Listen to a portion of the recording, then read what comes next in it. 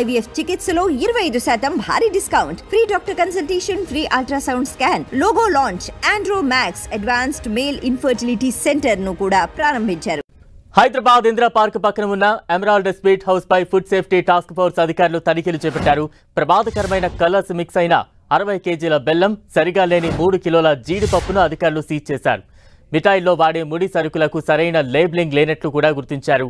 Seize చేసిన samples ను labs కు తరలించారు. నేతి మిఠాయిలు తయారు చేసే స్వీట్ హౌస్ కిచెన్లో అపరిశుభ్ర వాతావరణం ఉందని అధికారులు నోటీసులు జారీ చేశారు.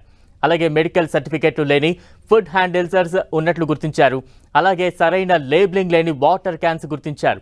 మరోవైపు తాము సక్రమంగానే స్వీట్లు తయారు చేస్తున్నామని, అధికారుల తనిఖీలకు తాము అడ్డురామని ఎమరాల్డ్ స్వీట్స్ నిర్వాహకులు తెలిపారు.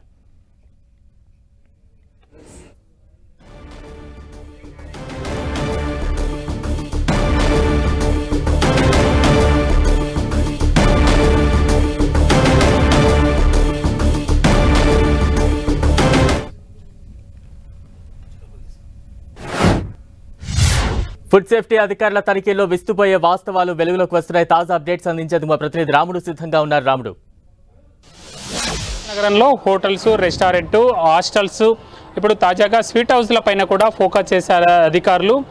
మనం చూస్తే ఎమరాల్డ్ స్వీట్ హౌస్ అంటే చాలా నాణ్యత, అదేవిధంగా మొత్తం కూడా రసాయనాలు వాడకుండా తయారు చేస్తారన్నటువంటి దానికి అది ఒక ప్రఖ్యాతిగా ఉన్నటువంటి స్వీట్ హౌస్. అందులో కూడా తనిఖీలు చేసినప్పుడు లేబులింగ్ లేనటువంటి అంశాలను, ఆహార పదార్థాలు కానీ, అదేవిధంగా వాటర్ బాటిల్ని కానీ, బెల్లం కానీ, ఈ అంశాలను అయితే గుర్తించడం జరిగింది. లేబులింగ్ లేకుండా వీటిని ఉపయోగించడం అనేది నిబంధనలకు విరుద్ధంగా ఉండడం, ఫెసాయి నిబంధనలకు విరుద్ధంగా ఉండడం, అదేవిధంగా ఆహార భద్రతా అంశాలకు విరుద్ధంగా ఉన్నట్టుగా అధికారులు భావిస్తారు. కాబట్టి వాటికి సంబంధించినటువంటి వరకు కొన్నింటి వరకు శాంపిల్స్ సేకరించారు. అదేవిధంగా అక్కడ పనిచేసేటువంటి ఎవరైతే సిబ్బంది ఉన్నారో వాళ్లకు మెడికల్ ఫిట్నెస్ సర్టిఫికెట్లు లేనట్టుగా గుర్తించడం జరిగింది. అంటే ప్రధానంగా ఎవరైనా పనిచేస్తున్నటువంటి వాళ్లకు మెడికల్ డాక్టర్ ఇచ్చినటువంటి సర్టిఫికెట్స్ ఏవైతే వాళ్లకు ఎలాంటి రోగాలు లేవు, చర్మ వ్యాధులు లేవు, అంటే వాళ్ళకు ఉండేటువంటి అంటువ్యాధులు ఏవైనా ఇతరులకు అంటకుండా ఉండే విధంగా అవసరమైనటువంటి జాగ్రత్తలు తీసుకోవడం కోసం ఈ సర్టిఫికెట్లను అడుగుతుంటారు అధికారులు. కాబట్టి ఆ సర్టిఫికెట్స్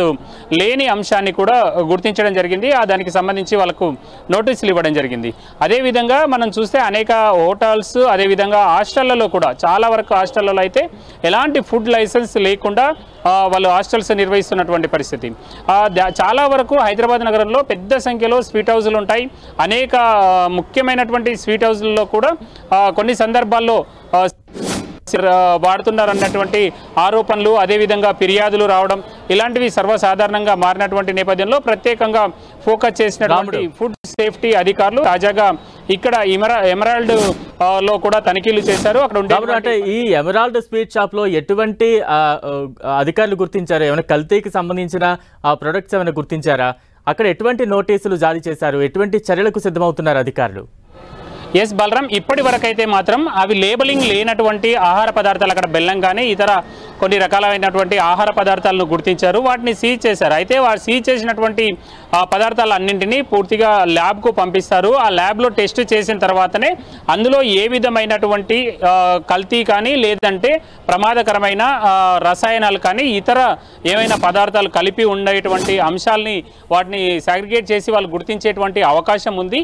ఆ రిపోర్ట్ వచ్చేంత వరకు మాత్రం కొంత టైం పట్టేటువంటి అవకాశం ఉంది. ఇప్పటి వరకు మాత్రం లేబులింగ్ లేవు కాబట్టి ఇవి వాడకూడనివి అన్నట్టుగా అధికారులు తెలియజేసినటువంటి. అయితే ఇక్కడ పనిచేసేటువంటి సిబ్బంది కానీ, దాని నిర్వాహకులు కానీ మేము ఎలాంటి ఆటంకాలు కలిగించట్లేదు, అదేవిధంగా చాలా నాణ్యమైనటువంటి ఫుడ్నే మేము సిటిజన్స్కి అందిస్తున్నామని గతం నుంచి కూడా ఎమరాల్డ్ చాలా కాలం నుంచి స్వీట్ హౌస్ నిర్వహిస్తుంది. అక్కడ వీలైనంత వరకు ఎక్కువగా రసాయనాలు లేనటువంటి ఫుడ్నే మేము అందిస్తున్నామని వాళ్ళు ముందు నుంచి చెప్తూ వస్తున్నారు. చూడాలి, ఇప్పుడు అధికారులు తనిఖీ చేశారు కాబట్టి వాటిని ల్యాబ్కు పంపిన తర్వాత ఆ రిపోర్ట్ల ఆధారంగా, వాళ్ళకు వచ్చినటువంటి రిపోర్ట్ల ఆధారంగా చర్యలు ఉండేటువంటి అవకాశం ఉంది. ఇప్పుడైతే మాత్రం ఫుడ్ హ్యాండిలర్స్కు సంబంధించిన విషయంతో పాటు ఈ లేబులింగ్ లేనటువంటి వాటర్ బాటిల్ కానీ, అదేవిధంగా అక్కడ లభించినటువంటి బెల్లం, అదేవిధంగా జీడిపప్పుకు సంబంధించినటువంటి అంశాలపైన వాళ్ళకు నోటీసులు జారీ చేశారు. దానికి తగ్గట్టుగా వాళ్ళ నుంచి వచ్చినటువంటి రిప్లై ఆధారంగా చర్యలు ఉండనున్నాయి. దాంతో పాటు అక్కడ కిచెన్ కూడా కొంత అపరిశుభ్రంగా ఉన్నట్లుగా అధికార వర్గాలు చెప్తున్నాయి. పూర్తి స్థాయిలో వాళ్ళ నుంచి వీళ్ళకి ఇచ్చినటువంటి నోటీస్ ఆధారంగా వాళ్ళ నుంచి వచ్చిన రిప్లై ఆధారంగా తదుపరి చర్యలు ఉండనున్నాయి. బలరాం, రాముడు, అంటే ఎమరాల్డ్ స్వీట్ షాప్ అంటే కొంచెం రద్దీగానే ఉంటుంది. స్థానిక ప్రజలు ఏం చెప్తూ ఉన్నారు? అక్కడ కొంత క్వాలిటీ తక్కువగా ఉంది అనేది బయటకు వస్తూ ఉంది. దీనికి సంబంధించి స్థానిక ప్రజల నుంచి ఎటువంటి స్పందన వస్తోంది? మరోవైపు అధికారులు ఏంటేంటి గుర్తించారు? దీనికి సంబంధించి ఏమైనా వివరించారా? అంటే ప్రధానంగా ప్రైమరీగా వాళ్ళు తనిఖీ చేసుకొని అక్కడ నుంచి మూవ్ అయిపోవడం జరిగింది. అయితే అక్కడ ఇప్పటి వరకు మనకు ఉన్నటువంటి దానిలో 3 అంశాలు, ఒకటి బెల్లము, ఒకటి వాటరు, ఇంకొకటి జీడిపప్పుకు సంబంధించినటువంటి అంశాల్లో లేబుల్స్ లేవు. కాబట్టి అంటే ఎవరు తయారు చేశారు, దాన్ని ఎప్పటి వరకు యూజ్ చేయొచ్చు అనేటువంటి క్లియర్ కట్ ఇన్ఫర్మేషన్ లేకపోవడము అది అడల్టరేషన్ కిందనే వస్తుంది. కానీ తాము ఆ విధంగా చేయట్లేదు అనేది అక్కడ ఉండేటువంటి నిర్వాహకులు చెప్తున్నది. అధికారికంగా మాత్రం దానిపైన డేట్ లేదు. కాబట్టి ఎప్పుడు ఎక్స్పైర్ అవుతుందో లేదా ఎక్స్పైర్ అయిపోయిందో అనేది తెలియదు. కాబట్టి దానిని అధికారులు ఈ విధంగా పరిగణిస్తుంటారు. అదేవిధంగా అక్కడ ఉండేటువంటి వాటర్ బాటిల్స్కు సంబంధించి, వాటర్ క్యాన్లకు సంబంధించి కూడా లేబుల్ లేదు. కాబట్టి దానిపైన డేట్ లేదు అనేది ఒక అంశం. ఈ రెండు, అదేవిధంగా జీడిపప్పు కుల్లా ఉండడం, ఈ అంశాలకు సంబంధించి వాళ్ళు నోటీసులు జారీ చేయడం జరిగింది.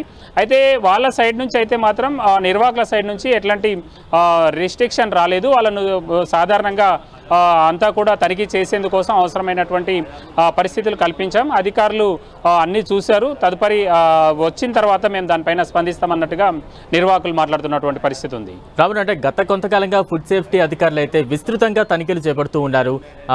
నగరంలో ముఖ్యంగా మనం చూస్తున్నాం, పెద్ద పెద్ద బ్రాండెడ్ హోటల్స్లో కావచ్చు, ఇలాంటి స్వీట్ షాప్స్లో కావచ్చు, ఇప్పటికీ అనేకమైనటువంటివి కల్తీలు బయటకు వస్తూ ఉన్నాయి. ఇప్పటికీ కూడా ఇంతలా ఫుడ్ సేఫ్టీ అధికారులు తనిఖీలు చేపడుతున్నా ఎందుకు ఈ యాజమాన్యాల్లో మార్పు రావడం లేదు, మార్పు కనిపించట్లేదు? ఇప్పటికీ బయటపడుతూనే ఉన్నాయి కదా. ఎస్, ఆధారంగా ఇప్పటికే కొద్దిమంది హోటల్స్ యజమానులు ప్రభుత్వంతో సమావేశం కావడం జరిగింది. గతంలో మంత్రితో సెక్రటరియట్లో సమావేశమయ్యారు. మేము సాధ్యమైనంత వరకు అన్నింటినీ మార్చుకుంటామనేది వాళ్ళు ఇప్పటికే ప్రభుత్వానికి హామీ ఇచ్చినటువంటి పరిస్థితి ఉంది. ముఖ్యంగా ప్రభుత్వం ఈ అంశంలో ఫోకస్ చేసింది. హైదరాబాద్లో వేల సంఖ్యలో హోటల్స్ ఉన్నాయి. పెద్ద మొత్తంలో బయటకు వచ్చినటువంటి సిటిజన్స్ బయట రోడ్డుపై, రోడ్డు సైడు, అదేవిధంగా హోటల్స్లో తింటున్నారు. కాబట్టి వాళ్ళ ఆరోగ్యాన్ని దృష్టిలో ఉంచుకొని సరైన ఆహారం అందించే విధంగా చర్యలు తీసుకోవాలని నిర్ణయించినటువంటి నేపథ్యంలో ఎక్కడికక్కడ ఫుడ్ సేఫ్టీ ఉండే విధంగా వీళ్ళు చర్యలు తీసుకునే విధంగా తనిఖీలు చేస్తున్నారు. అయితే కొన్ని ప్రాంతాల్లో హోటల్స్లో, అంటే ఇక్కడ తనిఖీలు చేస్తున్నటువంటి అధికారులు చెప్పేది ఏంటంటే, ఎక్కడైతే హోటల్ దగ్గర యజమానులు పూర్తిగా ఉండరో, అక్కడ ఉండేటువంటి ఉద్యోగులపైన వదిలేస్తారో, అలాంటి సందర్భంలోనే కొంత ఈ విధమైనటువంటి ఇబ్బందులు ఉన్నాయి. మిగతా సందర్భంలో మిగతా హోటళ్లలో నాణ్యమైన, నమ్మకమైన ఫుడ్ పెడుతుంటారు. ఎక్కువ హోటల్స్లోకి రెగ్యులర్గా వచ్చేటువంటి కస్టమర్లు ఉంటారు. కాబట్టి వాళ్ళను దృష్టిలో ఉంచుకొని మేము ఫుడ్ భవిష్యత్తును దృష్టిలో ఉంచుకొని వ్యాపారం చేస్తుంటాం. కాబట్టి మంచి ఫుడ్డే వాళ్ళు ఇస్తుంటారు అనేది అధికారులు చెప్తున్నారు. అయితే ఎక్కడైతే ఉద్యోగులు ఉండి కొంచెం నిర్లక్ష్యంగా వ్యవహరించేటువంటి యజమానులు ఉంటారో అలాంటి దగ్గరలో మాత్రం ఇలాంటి అపరిశుభ్రమైనటువంటి వాతావరణం కనబడుతుంది. కల్తీకి సంబంధించి ఈ సేకరించినటువంటి పదార్థాలన్నింటినీ కూడా ల్యాబ్కు పంపారు. ఆ ల్యాబ్లో వచ్చినటువంటి రిపోర్టు ఆధారంగా అధికారులు చర్యలు తీసుకొని ఉన్నారు. బలరాం, అయితే ఇంకా ఎక్కువగా మార్పులు రావాలనేది మాత్రం మనకు కనిపిస్తుంది. వేల సంఖ్యలో ఉన్నాయి, ఎక్కువ మొత్తంలో ఇవి ఉన్నాయి.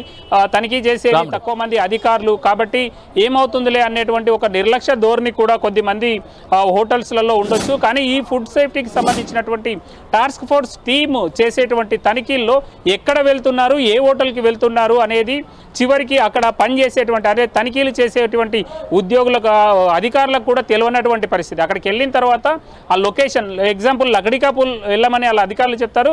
లగడికాపూల్ వెళ్ళిన తర్వాత పక్కనే ఉండే రైట్ సైడో లెఫ్ట్ సైడో ఉండే పలానా హోటల్ ఉంది, అందులోకి వెళ్ళిపోండి అని చెప్తారు. కాబట్టి అప్పటికప్పుడు వీళ్ళు వేగంగా వెళ్తున్నారు. కాబట్టి ఏ దాన్ని కూడా వాళ్ళు సరిచేసుకోలేని పరిస్థితి.